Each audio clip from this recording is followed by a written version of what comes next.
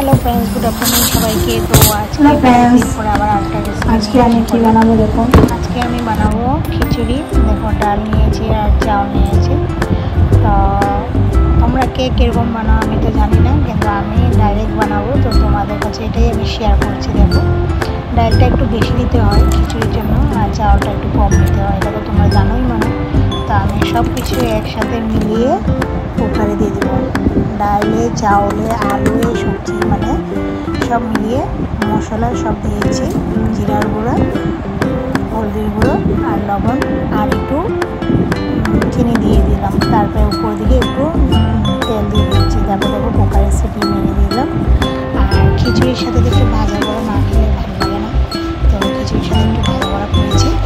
তারপরে দেখো আমার খিচুড়ি রেডি। আমার খিচুড়ি রেডি হয়ে গিয়ে তারপরে আমি কী করছি দেখো, পাঁচফোড়ন, আদা, তেজপাতা, শুকনো লঙ্কা সোমবার দিয়ে দিলাম। দেওয়ার পরে আমি খিচুড়িটাকে এটা করে দিয়ে দেবো। খিচুড়িটাকে এটা করে দিয়ে দিলাম। তো তারপরে আমি কি দিয়েছি দেখো, উপরে ঘি দিয়ে দিলাম। তো আমার খিচুড়ি রেডি। তোমরা কে কীরকম বানাও সেটা তো আমি জানি না। তো আমার খিচুড়ির স্টাইলটা তোমাদের কি ভালো লেগেছে না লাগেনি সেটাই কমেন্টে একটু বলবে।